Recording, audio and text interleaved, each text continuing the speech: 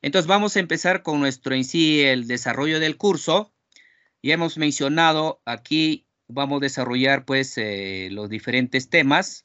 Hoy día vamos a empezar con un poco conversar sobre algunos fundamentos matemáticos, algunos conceptos matemáticos que nos van a servir para fundamentar nuestros métodos. Y también vamos a ver principalmente lo que son los errores, ¿correcto? Vamos a empezar entonces hoy día con este primer capítulo. Recordar a lo que hemos mencionado en el curso, algunas palabras claves, podríamos decirse. Vamos a trabajar en sí el curso, tiene bastante algoritmos, en sí el curso es algorítmica, ¿no? Pero justamente por eso se llama métodos numéricos, ¿correcto? Y también vamos a hacer la programación. Para el parte de la programación, nosotros en esta oportunidad vamos a utilizar el software Octave, pero ustedes podrían utilizar cualquier otro lenguaje de programación como el Visual Basic, Python, como GeoGebra, o como el C, ¿no?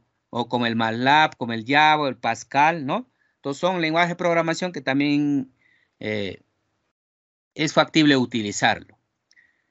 Y obviamente vamos a dar un poco en enfoque teórico también, ¿no? Porque hay algunas que necesitamos para fundamentar algunos métodos, algunos conceptos matemáticos y para deducir algunas fórmulas de los métodos numéricos.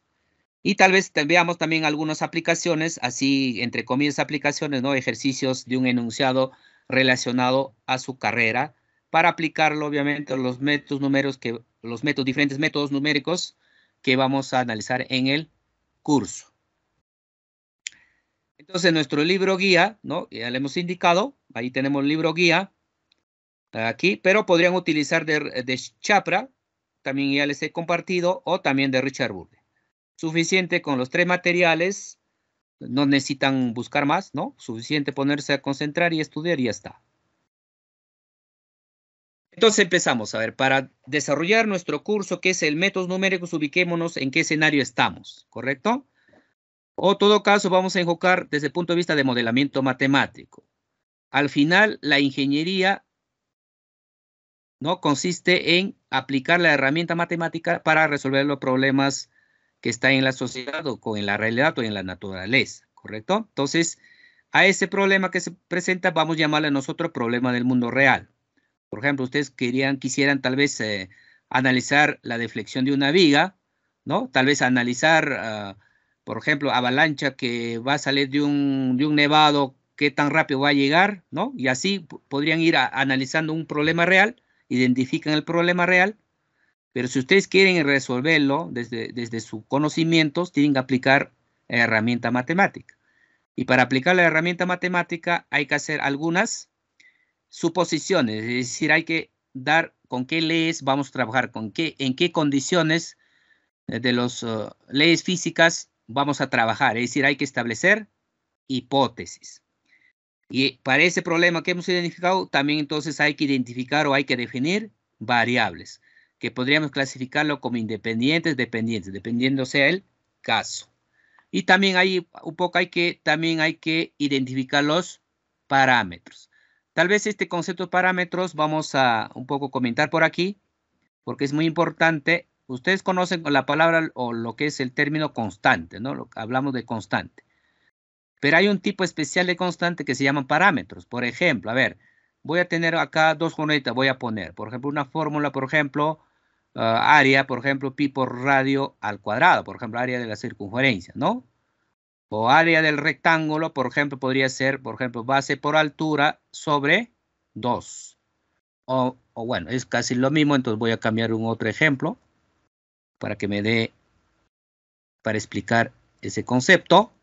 Otra fórmula voy a trabajar con ecuación de la recta, por ejemplo, ¿no? Una ecuación de la recta. Aquí tenemos dos casos. Por ejemplo, el pi, el 2, el m y el b son en sí constantes, ¿no? Son constantes. ¿Y cuál es la diferencia? La diferencia es que este m y el b se mantienen fija, ¿no? En un problema. Pero si yo cambio, si me voy en otro problema, en otro escenario, cambia, ¿correcto? A eso se llama parámetro. ¿Ya? A eso se llama parámetro. Pero los valores, obviamente el pi y el pi y el 2 nunca cambian, pues, ¿no es cierto? Siempre en cualquier problema son iguales. El pi es pi donde sea, pues, ¿no es cierto? En cambio el m, repito, el m, el pendiente y el b de una recta va a cambiar dependiendo del problema. Pero en un problema se va a mantener lo mismo, ¿no? El valor de m y el b, pues, ¿no? Entonces, a eso, cuando va a cambiar esos valores, dependiendo cuando cambio del problema, a eso se llama parámetros. Es muy importante. ¿Ah? Una vez detectado, una vez establecido, una vez definido esas variables, lo que hay que hacer es cómo se relacionan. Cómo se relacionan esas variables, esos parámetros, con estas condiciones, cómo se relacionan. Entonces hay que establecer relaciones de esas variables y de esos parámetros, ¿ya? Y justamente esas relaciones, a eso se conoce como modelo matemático. Eso es lo que se conoce como el modelo matemático.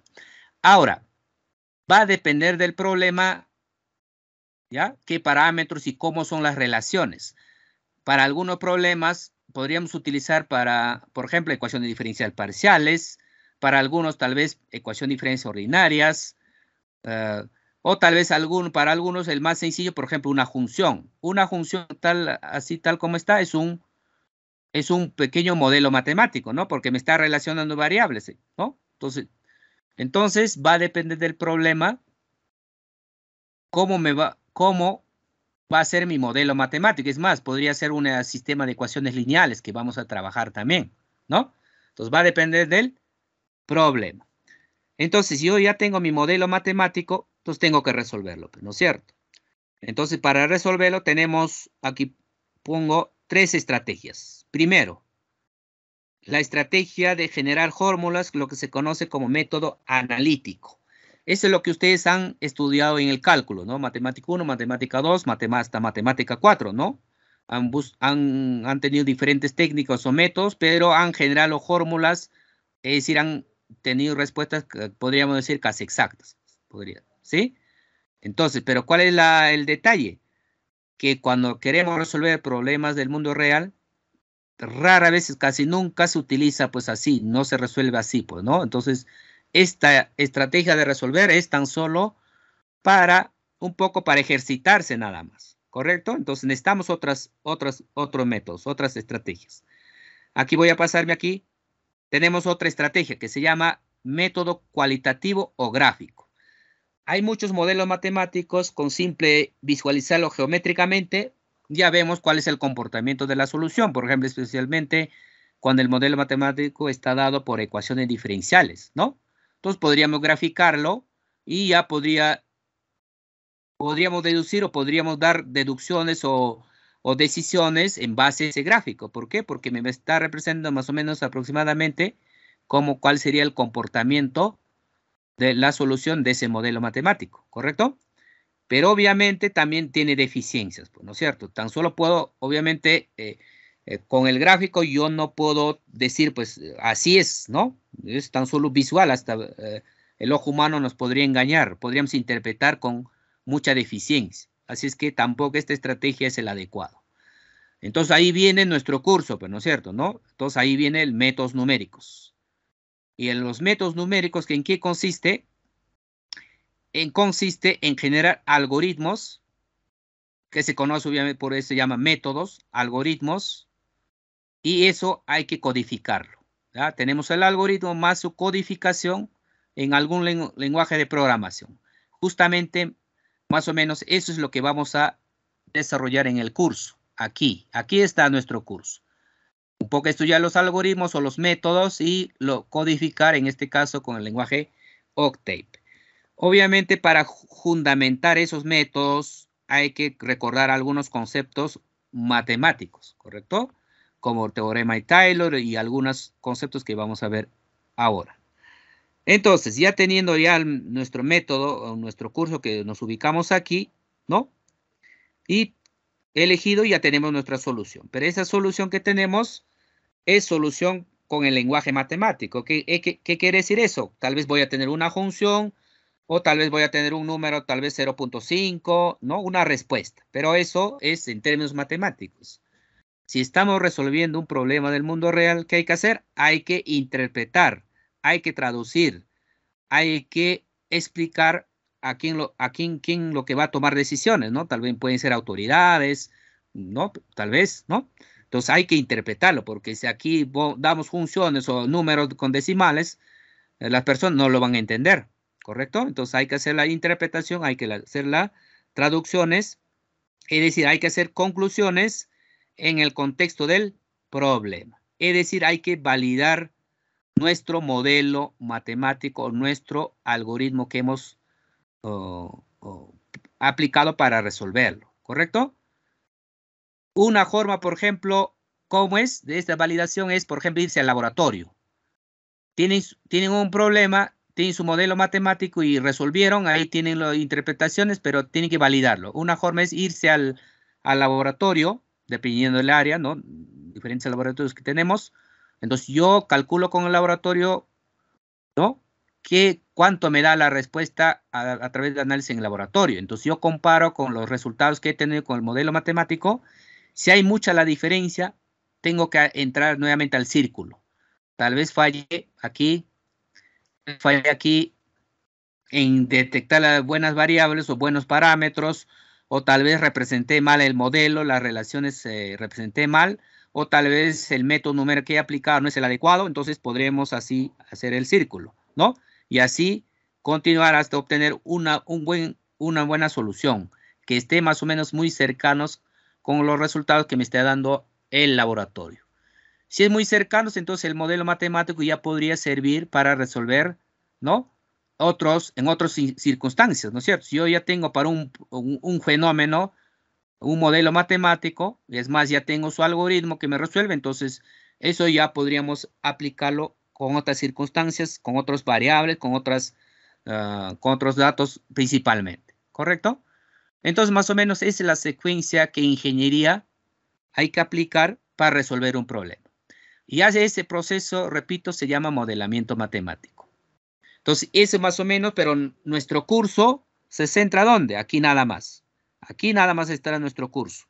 Estudiar los métodos, es decir, estudiar los algoritmos y codificarlos y ver los resultados, nada más, ¿no? Pero hay que tenerlo presente el escenario. Porque cada paso, por ejemplo, partir de aquí a aquí, construir, no es tan tarea sencilla, ¿no?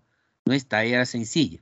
Hay cursos completos que se llaman, por ejemplo, modelamiento matemático, ¿no? Entonces, si uno está interesado realmente en dedicarse a la investigación y resolver los problemas que se presentan en la realidad, entonces hay que hacer capacitaciones, ¿no? Hay que realizar capacitaciones, hay que seguir estudiando. Pero en el área de ingeniería, mayoría de sus cursos, ¿no? De la carrera van a hacer más o menos este proceso, ¿no? Identifican dinámicos fluidos y otros cursos, ¿no? Más o menos tienen que identificar el problema y luego buscan tal vez aquí en este caso algún modelo ya matemático ya establecido, ¿no? Que ya alguien ya hizo pruebas, entonces ya directamente lo utilizan, ya no tienen que estar tal vez identificando variables, ¿no? Entonces, y va ya a depender del problema que uno quiere resolver. Jóvenes, hasta ahí hay alguna pregunta, algún comentario. Estoy comentando algo genérico. No sé si tienen algún comentario. Voy a suponer que no. Ok, entonces vamos a continuar. Entonces primero veamos algunos conceptos matemáticos que nos va a servir para deducir o fundamentar nuestros algoritmos o los métodos que vamos a desarrollar en el curso. El primer concepto que necesitamos recordar, lo que se vio en cálculo 2, son las sucesiones, más particularmente sucesiones convergentes. Entonces, ya conocemos la representación de una sucesión, ¿no? Esa sucesión es convergente cuando existe su límite. O se puede representar de esta forma también, forma más abstracta, ¿no? Estamos diciendo que la sucesión, el enésimo término de la sucesión, se está acercando a L, es decir, está convergiendo a L, cuando N se acerca al infinito. ¿Y eso qué significa? Un poco recordando la definición de límites al infinito, decimos, ¿no? Que existe un número N, tal que para los N los elementos de la sucesión están en una franja para un epsilon pequeñito.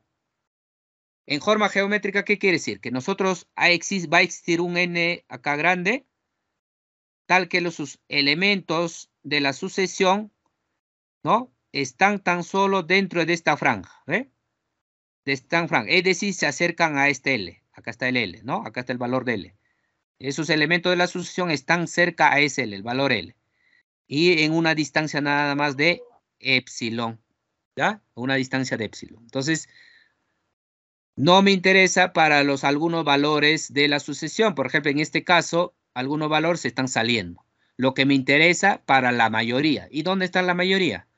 Están cuando el n se acerca al infinito. Entonces, por eso lo que hay que buscar es un n adecuado, un n aquí adecuado, tal que para mayores, los elementos para mayores a ese valor, ¿no?, ya están cerca a L en este caso, ¿correcto? A eso se llama sucesión convergente.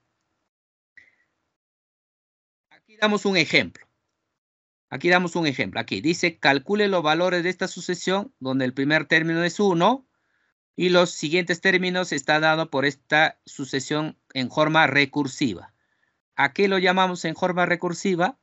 Es que tenemos un valor aquí, el primer valor, y ahora para yo calcular x1 acá, ¿no?, yo voy a necesitar el valor de x2, tan solo reemplazando el valor de acá el n, ¿no? Sería acá 1 sobre x0. Aquí estoy utilizando el valor anterior, ¿ve? Entonces yo reemplazo el valor anterior y voy a tener ya el valor de x1. Y de la misma forma calculo x2. Entonces se llama sucesión recursiva porque estoy utilizando los cálculos que he hecho anteriormente. Entonces aquí me dan el primer valor y me dan el enésimo término, en este caso n más un término, ¿no? Y me dicen que tengo que calcular los elementos de esa sucesión desde el primero hasta 100. Es decir, 100 elementos, ¿correcto? Y eso vamos a hacer ahora.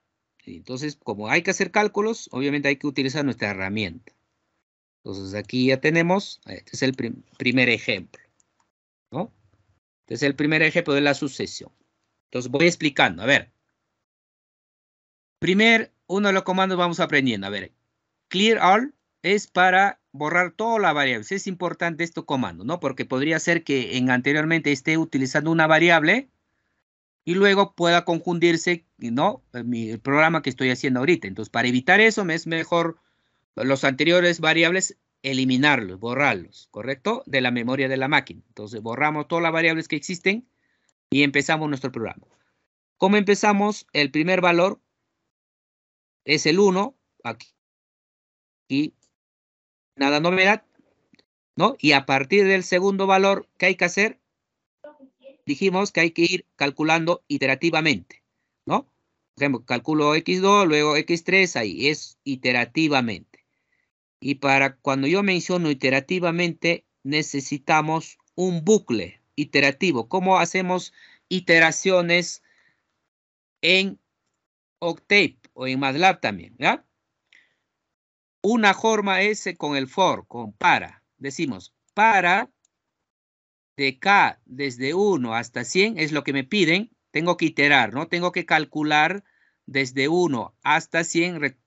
Fíjense, hasta, estoy leyendo hasta significa esos dos puntitos, ¿no?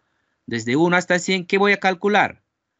Voy a calcular, por ejemplo, si el primero, ¿cuál sería? Si x0 tengo, primero sería calcular x1. ¿Cómo calculo x1? X1 era x0 entre 2 más 1 sobre x0. Es lo que acabamos aquí, ¿no? X0 entre 2 más 1 sobre x0. Ahí está. Entonces hago ese cálculo, ¿sí? Y para que vaya almacenando, voy a utilizar esta notación. La variable que me va a almacenar a los elementos de la sucesión, entre paréntesis pongo el subíndice, ¿ya? Aquí es como quien poner x1, x2, x3, así, ¿ya? Ahí está. Aquí hago cálculo, primero lo hago cálculo el primer valor, x1. Luego imprimo. Acá está. ¿Qué estoy imprimiendo? Con el dis se imprime, estoy imprimiendo que me muestre la posición, ¿no? El subíndice y el elemento de la sucesión. ¿Correcto? El elemento de la sucesión. A ver, este de acá es el segunda parte. A ver, este es el mismo aquí. Con este de aquí había dos partes, ¿no es cierto? Este de acá. Vamos a explicar, este es el más sencillo, el primero, ¿no? Aquí. Entonces había explicado aquí, ¿ah? Habíamos borrado, ¿no? Estamos iterando, habíamos hecho el cálculo aquí y estamos imprimiendo, ¿no? Estamos imprimiendo. Hasta ahí acabo de explicar. Luego acá viene el detalle aquí. Luego yo tengo que decir, a ver, ¿cómo digo en computadora que para yo calcular X2 ya voy a utilizar el valor de X1? Entonces, ¿cómo yo lo digo en la computadora? A la computadora eso, tan solo simplemente con esta notación. Mi nuevo X0 ya va a ser ahora lo que acabo de calcular, es decir, X1. Ahí está. Y nuevamente retorna, justamente es lo que función que cumple este for. El for en termina, es lo que hace iteraciones, ¿ya? Entonces nuevamente regresa, ahora viene ya con el K igual a 2. Acá X2 calcula, pero ¿con qué calcula? Este X1, ¿quién es? Es el valor de X1 que hemos puesto acá, pues, ¿no es cierto? Actualiza. Entonces, iterativamente va calculando los valores o elementos de la sucesión, ¿correcto? Entonces, ejecutamos en este caso, utilizamos esta forma de ejecutar. Aquí, ejecutamos y nos vamos a ventana de comandos para visualizar el resultado. ¿Ve? Acá están los 100 elementos desde el primero, ¿no? Aquí está, ¿ve? Desde el primero hasta el 100, que lo que hemos dicho que calcule, ¿correcto? Si ustedes se fijan, ¿qué valor es este? 1.4142. Ese es el raíz de 2. En otras palabras, este ejercicio que acabamos de hacer, esta sucesión, ¿para qué me sirve? Me sirve, ¿no? Para aproximar raíz de 2. Es decir, esta sucesión, dado de esa forma, converge ¿a dónde? A raíz de 2. ¿Correcto? Y es lo que estamos comprobando aquí. ¿Sí? Con la ejecución. ¿Ve? Obviamente, manualmente no vamos a estar haciendo cálculos 100 veces, ¿no? Entonces, por eso utilizamos las herramientas. ¿Correcto? Entonces, ese es nuestro ejercicio. Pero acá hay un detalle que me detuve también, ¿no? Aquí dice, ahí sigue, coma, dice, modifique el programa para que se detenga en el momento en que esta diferencia, es decir, como este de acá, xn converge a 2, entonces yo podría decir, ¿no? Hallar la diferencia de esto. Si yo hallo esto de acá, que estoy calculando un error, ¿no es cierto? Porque este sería el valor enésimo aproximado y a raíz de 2 sería, entre comillas, valor exacto, ¿no? Obviamente va a depender del redondeo, todos estos detalles, ¿no? Entonces, este sería el error. Y aplicamos valor absoluto, este es lo que lo vamos a llamar como error absoluto, ¿correcto? Pero por teoría sabemos que si xn converge a raíz de 2, obviamente x más 1 converge también raíz de 2, ¿no? Así que puedo utilizar aquí ese detalle, ¿no? Entonces, lo que me están indicando aquí es lo siguiente. Voy a calcular los elementos de la sucesión tal que el error absoluto sea menor que 10 a la menos 5. Entonces, cuando el error sea 10 a la menos 5, tengo que detenerme. No sé en cuántos elementos de la sucesión cumple eso. Eso es lo que vamos a calcular, ¿ya? Entonces, eso también vemos aquí en el programa. Eso sí es el ejemplo 2. Están solo modificaciones, ¿no? Hasta aquí es el mismo. Hasta aquí es el mismo. Aquí viene el detalle. ¿Cómo es el valor absoluto en este Octave? Abs, ¿no? Calculamos el abs. Acá está la diferencia, ¿no? Aquí está la diferencia. Y ponemos menor que 10 a la menos, aquí nos decían 10 a la menos 5, ¿no? 10 a la menos 5, por ejemplo. Sí, ¿no? Si este es verdadero, entonces que se detenga. Es lo que nos dice. ¿Cómo decimos en Octave para que se detenga? ¿Qué significa detenerse? Que deje de iterar. Es decir, que salga de este bucle, ¿correcto? Y eso hacemos con break. el break me sirve para detenerme, es decir, para salir de un bucle, ¿correcto? Y este end es lo que ya termina, if, end. En este caso, no hay else, ¿no? Tan solo es if, queda ahí, ¿correcto? Y esta parte ya hemos explicado también es para actualizar para que en la siguiente iteración el x sub 0 ya tome el nuevo valor, que en este caso x1 y así, ¿no? Por ejemplo, si estoy en la iteración x5, voy a utilizar el x4 y así, ¿no? Para eso me sirve esto de acá que hemos explicado en el anterior, ¿correcto? Entonces, ejecutamos. A ver, veamos, a ver. Ejecutamos, nos vamos a ventana de comandos. Fíjense aquí, este es el anterior, ¿no? Este es el anterior, pero fíjense este ejemplo. ¿Cuántos términos han sido necesarios nada más para nosotros aproximar con ese error? Tan solo tres iteraciones nada más, ¿no? Por ejemplo, 1.41, 42, este es aproximadamente ya pues raíz de 2, ¿no? Entonces, lo que acabamos de decir es que tan solo necesitábamos 3 iteraciones para cumplir este error. Entonces, podemos concluir que esta sucesión nuevamente converge a raíz de 2. Ahí tenemos. Otro concepto que vamos a necesitar es para garantizar, por ejemplo, para el siguiente capítulo o para el primer capítulo, para el primer método que vamos a ver es el resolver esta ecuación, ¿no? F de x igual a 0. Pero antes de resolver, tenemos que garantizar que exista raíz, que tiene solución, en otras palabras. Es decir, la existencia de 0 de una función. Entonces, ¿cuál es el teorema? Uno de los teoremas que garantiza eso, teorema de Bolzano. Entonces, el teorema de Bolzano me garantiza eso. Entonces, ¿qué dice el teorema de Bolzano? Si yo tengo una función continua definida en un intervalo AB y tal que los valores en los extremos del intervalo tienen signos contrarios, acá positivo, acá negativo, o podría ser aquí el f de b positivo, f de a negativo.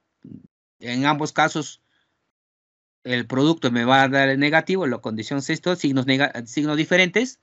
Entonces, existe un P en el intervalo AB tal que el valor de la función en ese P es igual a 0. En otras palabras, la función cruza al eje X. Aquí está, ¿ve? En otras palabras, cruza a eje X. ¿Correcto? Ojo que este teorema tan solo me garantiza que existe. Porque podría pasar de así, pues no es cierto, ¿no? Por ejemplo, aquí parte de así y así, por ejemplo, ¿no? Y así. Entonces, aquí estaría el A, por aquí estaría el B. Aquí es continua y aquí es positivo acá y acá es negativo, cumple la condición, pero ¿en cuántos puntos intersecta el eje X? Es decir, ¿cuántas raíces hay? Hay varios, ¿no? 1, 2, 3, 4, 5. ¿Ve? Entonces, este teorema único que me garantiza es la existencia. ¿Ah? Entonces, ese es el teorema de Bolzano. Y veamos un ejemplo. A ver, un ejemplo. Dice, muestre que hay al menos una solución para la ecuación. Acá tenemos la ecuación. 2x coseno de 2x menos x más 1 al cuadrado igual a 0. Y me dan el dominio. O en este intervalo, ¿no? De menos 1 a 0. ¿Correcto? Entonces, el primer paso sería obviamente definir mi función. Por aquí voy a hacerlo. Entonces, por aquí nada más. Entonces, mi función podría ser pues esto de aquí, ¿no? 2x coseno de 2x menos x más 1 al cuadrado. ¿Sí? Entonces, el problema en sí es resolver f de x igual a 0. Pero primero voy a analizar esta función, como lo estoy denotando, ¿correcto? Si existe raíz o no.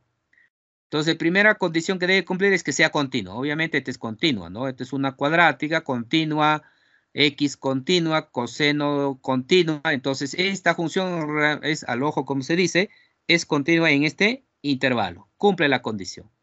¿Correcto? Lo único que faltaría es que cumpla esta siguiente parte. Y para ver eso y también ver la parte gráfica, vamos a utilizar ya nuestra herramienta, ¿no? Porque estar evaluando eso nos vamos a demorar, ¿no? Entonces nos vamos aquí al Octave, al editor, aquí. Aquí tenemos ese ejercicio. Entonces, primero lo que hacemos es definir nuestra función. Fíjense aquí, estoy utilizando f igual arroba entre paréntesis. Aquí estoy indicando quién va a ser la variable independiente. Esta es la forma. Y acá defino mi función. ¿Correcto? Entonces, esta forma de definir una función en Octave o en MATLAB se llama función anónima. ¿Cuál es la ventaja de definir una función de esta forma? Es que me permite evaluarlo rápidamente como estamos acostumbrados en matemática, ¿no? Para yo comprobar, ¿qué me falta comprobar? Que en los extremos del intervalo su valor es decir, tiene signo contrario, ¿no? Valores en el extremo del intervalo, signo contrario. Significa que yo necesito saber f de A y f de B. Entonces es lo que voy a hacer aquí, ¿no? Entonces evalúo, el A vale -1. El B vale 0, ¿no? Entonces evalúo la función, ¿ve? Ahí está. Entonces, justamente para poner la función que representa con f, la función anónima me permite así directo, más fácil, pues, ¿no? Ponerlo como estamos acostumbrados, repito, cómo se evalúa una función en matemática, ¿correcto? Hasta ahí, pero hay que dar algunos detalles más de ese ejercicio. Podemos graficarlo. Esta función puedo graficarlo en el dominio de -1 a 0. Este me permite graficar, ¿ya?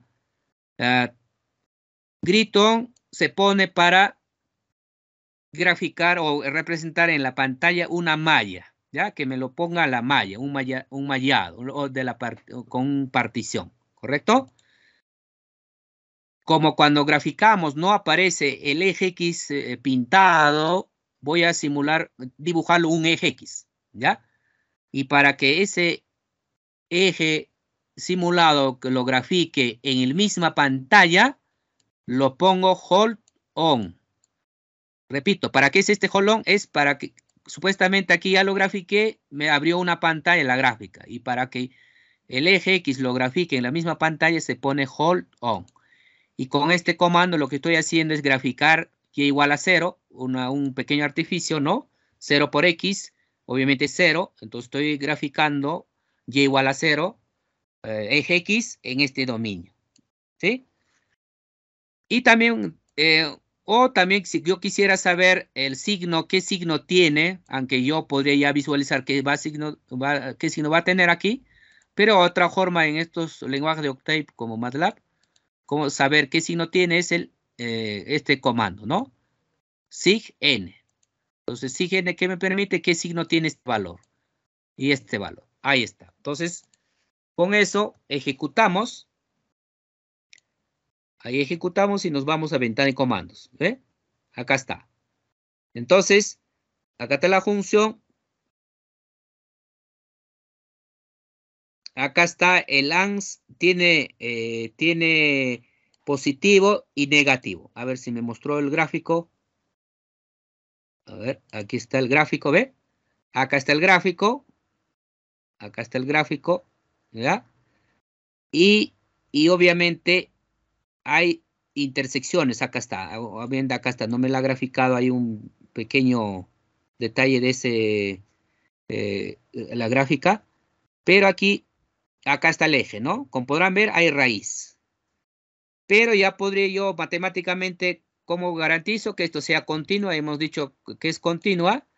Y los valores en los extremos del intervalo, este es positivo, este negativo. Por lo tanto, gracias al teorema de Bolzano, ya garantizo que esta función ya tiene raíz. Y podemos ver geométricamente, estamos viendo acá, y obviamente cruza al eje X, que estaría por acá, ¿no? Que estaría por acá. ¿Correcto? Entonces, con eso estamos justificando aquí que esta ecuación, obviamente esta ecuación es el f de x, ¿no? F de x acá, a ver. Esta función es el f de x igual a 0, ¿no? Pero en esta ecuación es f de x igual a 0. Entonces, con ese ya justifico que esta ecuación tiene por lo menos una solución, gracias al teorema de Bolzano. Pero hay otro teorema que me garantiza la unicidad también, ¿no? Entonces, con estas condiciones, a ver, si yo tengo una función definida en intervalo, si esa función es diferenciable y también en los extremos del intervalo tiene signos contrarios, además, la función es monótona, Es decir, ¿no? ¿Cómo decimos que es la función monótona? Que la derivada podría ser mayor que 0 o menor que 0. Es decir, puede ser creciente o decreciente. ¿Correcto? Cualquiera de ellos. Obviamente para todo el intervalo donde está definida la función. Entonces existe un único P. Entonces eso me garantiza que existe un único P tal que en ese P el valor de la función es 0. Es decir, existe solución única. ¿Correcto? Entonces, aquí vemos el ejemplo. A ver, casi es lo mismo, ¿no? Vamos a comprobar que este tiene solución única. A ver, en ese intervalo, ¿no? En ese intervalo. Entonces, hagamos los cálculos con el lenguaje. Octave. Aquí tenemos.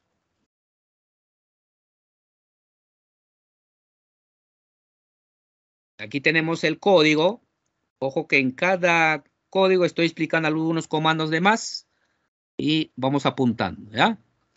A ver, esto ya lo hemos explicado. Esto me sirve para borrar los anteriores variables. Aquí viene un detalle.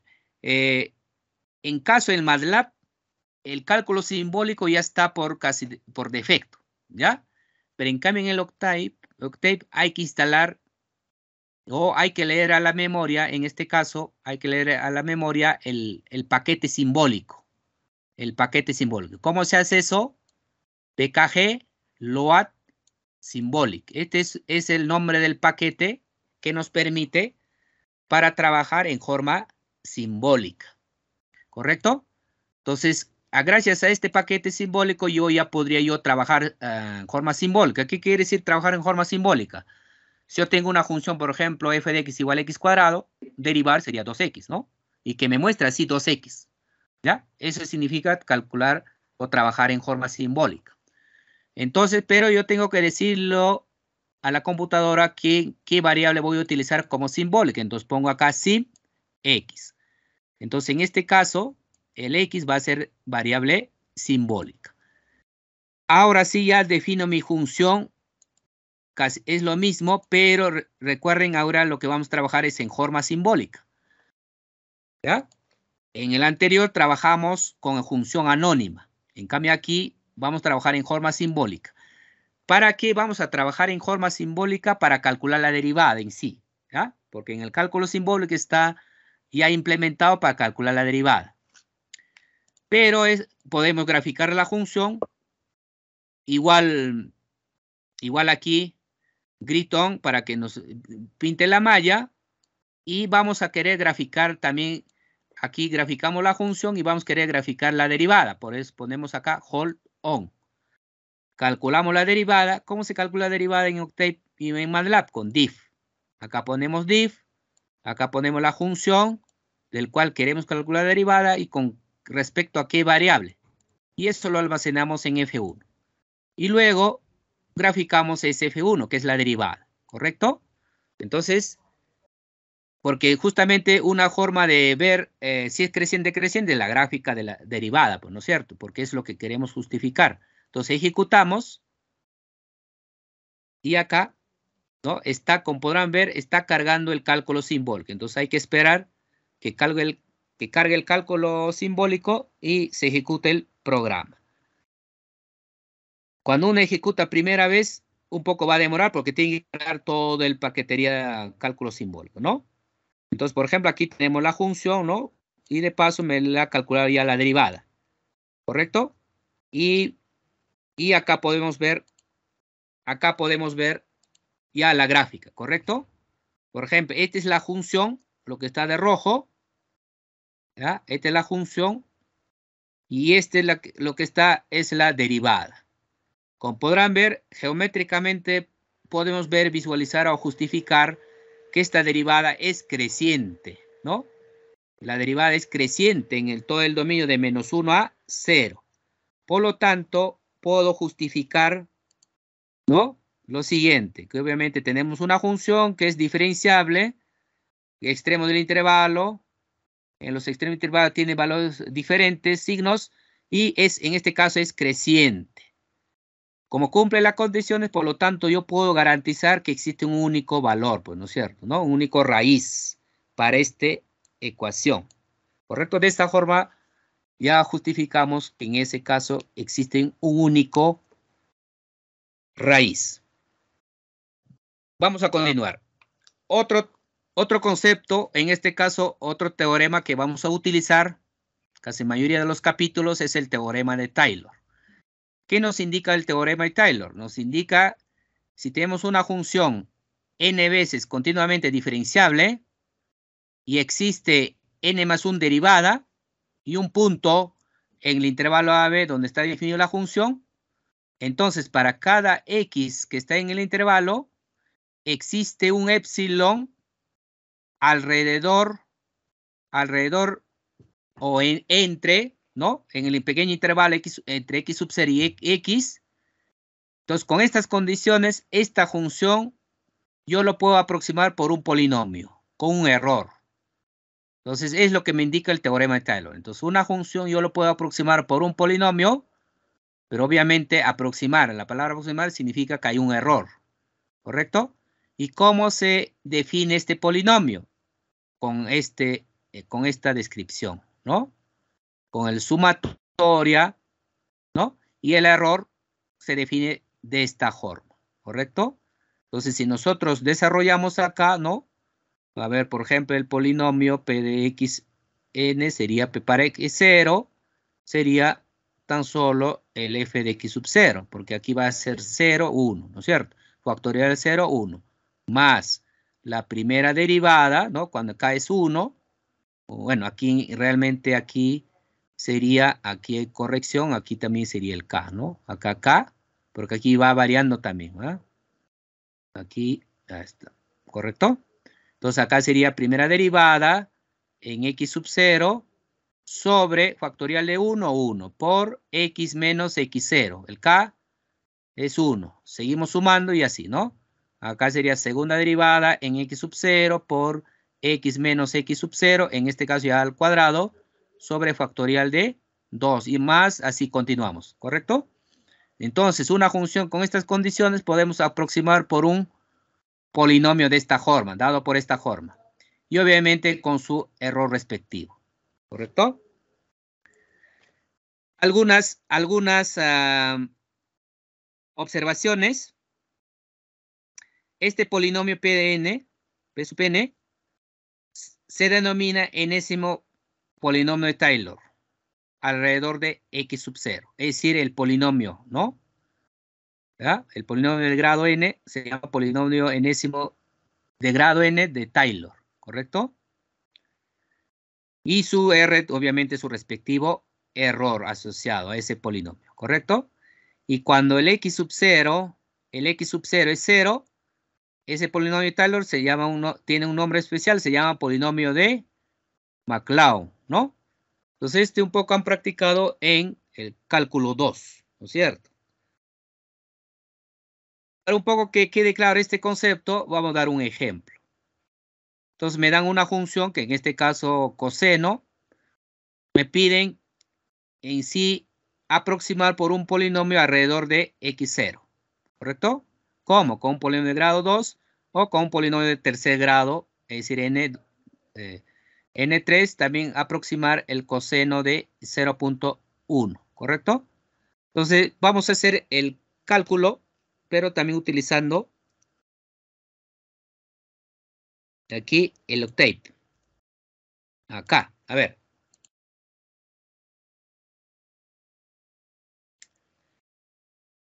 Voy explicando, a ver, estos comandos acabo de explicar, ¿no? El primero es para borrar pantalla. Para nuevamente hacer la lectura del paquete simbólico, definimos nuestra variable simbólica. ¿Por qué estoy utilizando esto? Porque han visto en el teorema de Taylor, o el polinomio de Taylor, utilizamos derivada, ¿no? Para que calcular derivada, ¿no es cierto? Entonces definimos nuestra función y de paso grafico la función en el intervalo, como para dar un ejemplo, de menos 6 a 6, ¿correcto? Y que lo ponga el eje X, eje Y. Entonces, este es para que tan solo le escriba, ¿no? X ley, ¿para qué sirve? Que me lo ponga en el eje X, X, ¿no? El eje Y label sirve para que me lo ponga en el eje Y, Y, nada más. Este legend, ¿no? sirve para que los gráficos le dé un nombre, es decir, como la leyenda, en otras palabras, ¿no? Que en Excel también utilizamos, ¿no? La leyenda. Entonces, Holton, porque vamos a graficar el polinomio de Taylor. Hasta aquí lo que acabamos de hacer es graficar la función y dar algunos nombres, algunas características, ¿correcto? Ahora voy a calcular el polinomio de Taylor. Para eso, para no estar programando mucho, voy a utilizar lo que ya está programado en Octave.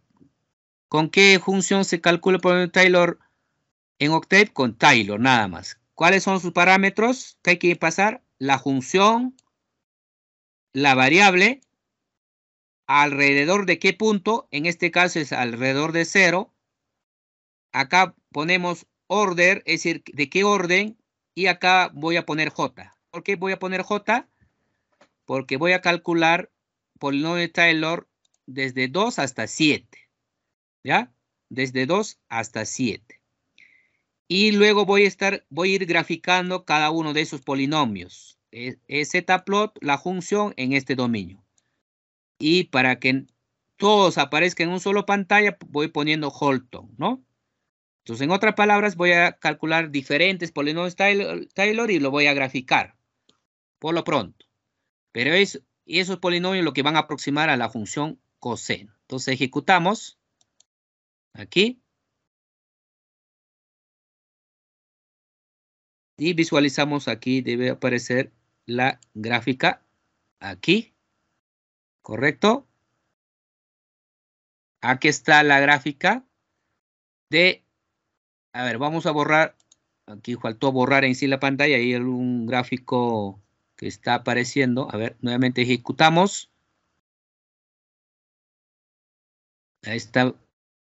Ya estoy graficando, ¿ve? Ahí está, ¿ve? Entonces, aquí extendemos. Aquí está. Acá están los diferentes polinomios de Taylor. Fíjense cuál es la característica de este tipo. Alrededor del punto, lo que estoy indicando es una buena aproximación. Todos los polinomios de todos los grados que acabo de calcular, alrededor de 0, es una buena aproximación de la función coseno. Pero si nos alejamos del 0, como podrán ver, hay mucha diferencia, ¿ve? Hay mucha diferencia, ¿correcto? En otras palabras, si nosotros lo cambiamos aquí, voy a querer no alrededor de 0, sino alrededor de 1, por ejemplo. Entonces ejecuto nuevamente. Aquí, obviamente, aquí está calculando. Como podrán ver, ahora alrededor de 1, como podrán ver, el 1 está por aquí, ¿no? Alrededor de 1, estos polinomios que están viendo aquí es una buena aproximación de la función coseno. Pero si me alejo de este alrededor del 1, obviamente hay mucha diferencia, hay mucho error en otras palabras. En conclusión, el teorema de Taylor, esto de acá que acabamos de ver, es una buena aproximación de una función alrededor de este punto, ¿no? De un punto x sub 0. Alejado de ello, no es bueno, ¿correcto? ¿Para qué nos podría servir? Para muchos. Por ejemplo, uno que hemos estado viendo, podríamos querer integrar esto, por ejemplo, ¿no? De 1 a 3, por ejemplo. Como esta función, por ejemplo, no tiene antederivada, entonces no podemos calcular, pues, esta integral. Entonces, una alternativa, ¿cuál es? Que esta función podríamos aproximar, podría ser alrededor de 0, alrededor de 1, que en este caso hay que ver el dominio, donde está la integración, y luego integramos el polinomio, y eso sería la aproximación desintegrar, ¿no? Entonces, eso sería una alternativa. Obviamente no es la mejor, ¿no? Entonces, eso. Entonces, con eso podemos indicar, ¿no? Que es una buena aproximación del teorema de Taylor alrededor de un punto, ¿correcto? Entonces, ahí hicimos la gráfica para varios. En este caso, me piden para uno nada más. Podemos seleccionar para N2. Recuerden, ¿no? Aquí, por ejemplo, si me piden para el grado 2, una función sería de esta forma. Aproximamos. Acá está alrededor de x sub 0, sería de esta forma. Acá, x sub 0, la derivada, más la segunda derivada, x menos x0 al cuadrado por factorial de 2. Entonces, si me piden n para el polinomio de grado 2, significa hasta aquí. Lo demás sería el error, pues, ¿no es cierto? Pero si me piden para grado 3, sería uno más. Es decir, lo que hay que hacer es decir uno más aquí, ¿no? Sería la tercera derivada por x en x sub 0 por x menos x sub 0 al cubo entre factorial de 3. Ahí. Reemplazamos y luego evaluamos. Evaluamos en 0.01 y eso sería la aproximación, pues, ¿no es cierto? ¿No? Es decir, aproximar la función aquí. 0.01 sería aproximadamente evaluar en el polinomio que me va a salir, pues. Y esa sería la respuesta a esta pregunta, ¿no? Creo que no hay ninguna dificultad en ese sentido. Pero este teorema vamos a utilizar en los capítulos siguientes en forma discreta, ¿ya? En forma discreta. Entonces vamos un poco a deducir, ¿ya? Vamos a suponer que tenemos esta función y vamos a expandir alrededor de x sub 0. Y obviamente con estas condiciones, ¿no? Continuamente en nivel de diferencia con las condiciones que da el teorema de Taylor, o en este caso serie de Taylor es cuando polinomio es cuando es finito el grado, ¿no? Serie es cuando n es infinito, es decir, se va al infinito, ¿no? Un poco para recorrer, ¿entienden? Entonces, con esas condiciones, el teorema dice que si xn es otro punto en este intervalo, entonces tenemos, ¿no? Entonces, alrededor de x, ¿cómo sería? La función, primero, lo que estamos indicando, que la función lo vamos a aproximar alrededor de xy, ¿no? Sería f en xy más f' en xy por x menos x sub xy, en este caso, más f segunda en xy por x menos xy al cuadrado sobre factorial y así continuamos, ¿correcto? Y si nosotros le evaluamos en xy más 1, entonces se convertiría aquí, pues, ¿no es cierto? Acá donde aparece xy, acá sería xy más 1, acá reemplazamos xy más 1, acá reemplazamos xy más 1. Entonces, en todo caso, hacemos ese cálculo por acá, ¿correcto? Entonces, si construimos nuestro polinomio, aproximamos la función f alrededor de f en xy, sería aquí la función en xy, más la primera derivada en xy por x menos xy, más la segunda derivada en xy por x menos xy al cuadrado. Y así continuamos, ¿no? Al cuadrado. Y obviamente aquí factorial de 2, acá obviamente factorial de 1, que sería 1. Así continuamos. Pero si aquí lo evaluamos en xy más 1, entonces estamos aproximando la función en xy más 1. ¿Por quién? Aquí es igual, esta ya es una constante. Aquí, a ver, más aquí, más f' en xy. Aquí evaluamos, ¿no? Aquí, acá sería xy más 1 menos xy. Más segunda derivada en xy por xy más 1 sería porque estamos evaluando en xy más 1 menos xy al cuadrado sobre factorial de 2, que sería el 2, más continuo, ¿correcto? Pero vamos a hacer un cambio de variable, lo que comúnmente conocemos el h, ¿no? Esta diferencia lo vamos a llamar h. Entonces el h va a ser el xy más 1 menos xy. Entonces si reemplazamos aquí los h, obviamente nos va a quedar aquí, ¿no? Aquí está la expresión, ¿correcto? Acá está la expresión. H primero en el primero sería aquí h nada más, en el segundo sería h al cuadrado sobre 2 y así. Y en general hasta hn, ¿no? hn sobre factorial de n, ¿correcto? Entonces, con estas obviamente notaciones que estoy encontrando acá, el h es xy más 1 menos xy. Y también hay que tener presente esta notación.